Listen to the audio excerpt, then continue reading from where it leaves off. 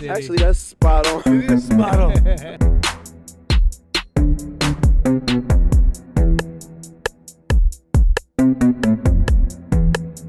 All the competition that try to compete.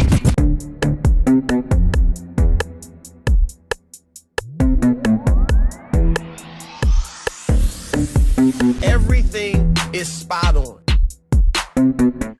This has been a wild weekend in sports. Even up to Monday, we got a lot of stuff. What is your biggest story coming out of this week in the sports world? I'll start with Mia. I have to go with Kyrie Irving and the Nets choosing to bench him. It's going to be interesting to see if they decide to try to work out a trade deal because that's millions of dollars sitting on your bench. And you have to respect Kyrie's view of the situation, but you also have to understand the Brooklyn Nets side of it as well. When you sign a contract, it is what it is.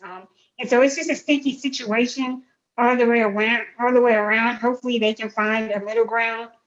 With this, it's funny that he's allowed to practice in the facility, but the Brooklyn Nets don't want to mess up chemistry because he won't be allowed in certain games. So I'm interested in seeing how Kyrie and the Brooklyn Nets can figure this situation out before it gets really ugly. My biggest takeaways from this weekend. Well, I'll start with the Cowboys. You know, they did go to 4-1 on the weekend. Now, I ain't gonna talk about schedule. We play who is put in front of us. But one of the biggest things is Trayvon Diggs, cornerback, got his 7th interception when he touched the ball 3-4 other times before that. But it's getting to me because I've never seen a Cowboys defender do this. I've never seen a Cowboys defender just go and get interceptions. I can name a couple guys that came through and got 4 or 6. Obviously, Terran Newman had his times. Byron Jones was good in solid coverage when he needed to be, but the picks were never there, in which Trayvon is doing. Now, I know we were talking about in the production for this segment. He's about to give up the most yards. Let me tell you something. There's 2 types of corners that are shut down. Those who just don't allow you to catch anything, and those that may allow you to get yardage, but you don't. It's going to be in his hands at some point. Trayvon Diggs might remind you of one guy from the Baltimore Ravens, Marcus Peters, a guy that gets a lot of interceptions, but he gives us a lot of yards. So he get burned, he'll do, but you'll understand that a turnover is coming at some point. I love Trayvon Diggs. I love what the kid is doing. You got to respect those Bama corners when they're coming out of the draft. Obviously, the Diggs bloodline is strong because his brother is doing great things. The Buffalo Bills are one of the best teams in the NFL, and his brother is a part of that. So it's not a surprise to me that we're seeing what we're seeing in this young man. I don't know if he'll get an interception every game from on out. People should stop throwing his way because that's what it leads to is turnovers and makes your quarterback look bad. And regardless, the passer rating against him is extremely low. Doesn't matter about the yards. And I think we've gotten so much to that point where people can't tell half the time because these people don't know football if somebody's in man or zone defense. So you don't know if the guy was supposed to catch on Trayvon or not. So we're not going to worry about that. Second, I'm going to go ahead and let my guys take it. The Cowboys can do all things.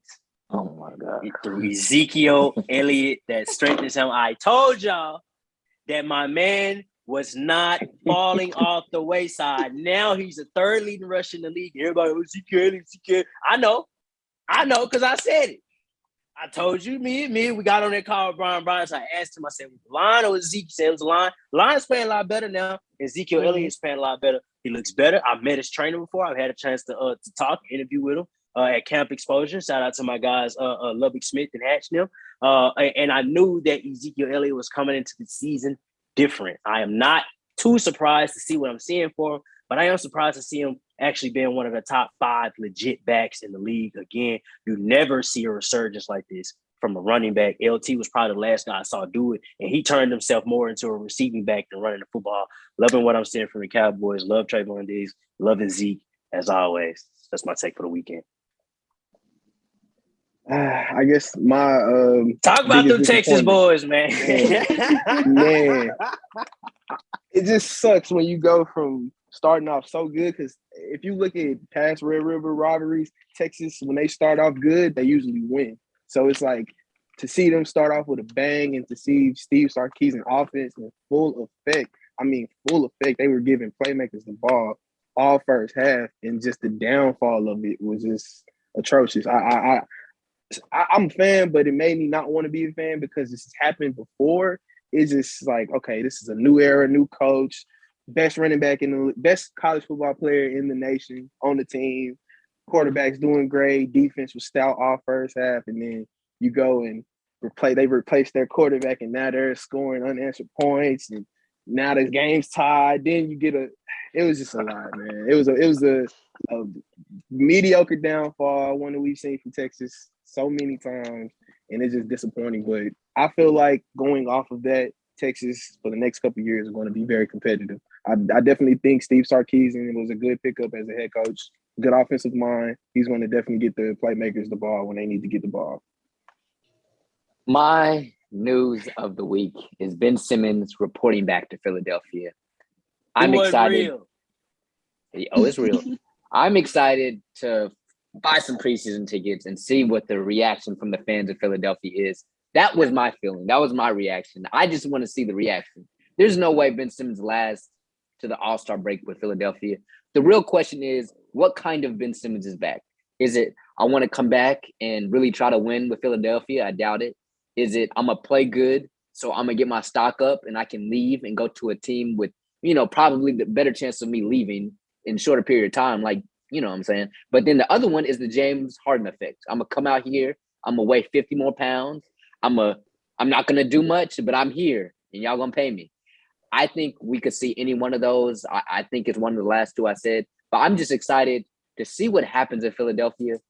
And so whatever happens is going to be a crazy sight to see, but I was surprised when I saw that thing from Woj. But y'all tell us what y'all think. What was the biggest story coming out of this weekend in a crazy week of sports? But we'll see y'all next time, SOS Discussions. We thank you guys for tuning in to this week's episode. Be sure to check out more shows here on this YouTube page, such as SOS Discussions or My Point Exactly. And most of all, keep watching Spot on Sports! it's a new wave of sports that's sweeping the nation. We're not just accurate, it's spot on.